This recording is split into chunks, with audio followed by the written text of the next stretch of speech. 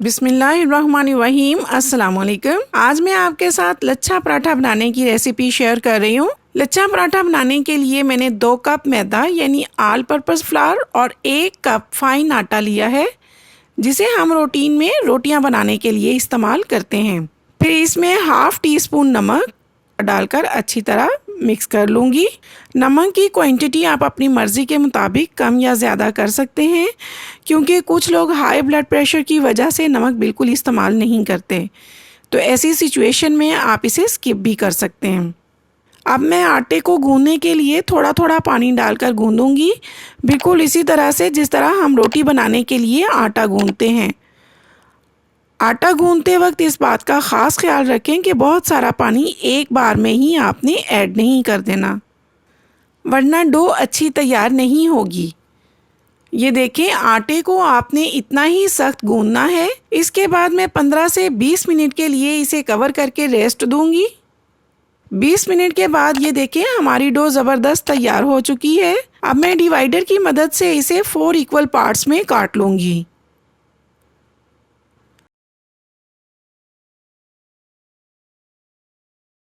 अब हर हिस्से को दरमियान में से काटकर 2 हिस्सों में तकसीम कर लूँगी।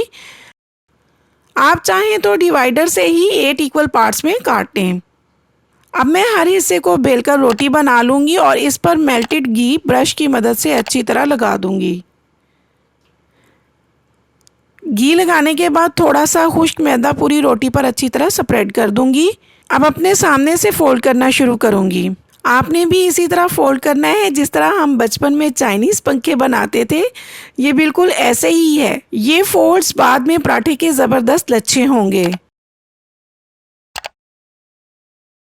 इसी तरह मैं तमाम पेड़े तैयार कर लूँगी। ये देखें, मैंने लच्छेदार पराठों के लिए तमाम पेड़े तैयार कर लिए हैं। अब जो पेड़ा मैंने सबसे पहले तैयार किया था, सबसे पहले उसी का पराठा बनाऊँगी। ये देखिए, हल्के हाथ से मैंने इसे बेलन से इस तरह बेल लिया है। अब इस पॉइंट पर मैं आपको बताती हूँ कि आपने इसे फ्रीज़ कैसे करना है। एक पॉलीथीन बैग यानी शापर लें, उसको सीज़र से इस तरह प्लेट के साइज़ के मुताबिक काट लें, इस तरह से। फिर प्लेट में शापर लगाकर पराठा रखें और ब्रश की मदद से कुकिंग ऑयल लगाकर शापर का दूसरा पीस रखें और फिर दूसरा पराठा बनाकर ब्रश की मदद से कुकिंग ऑयल लगाकर शापर रखें।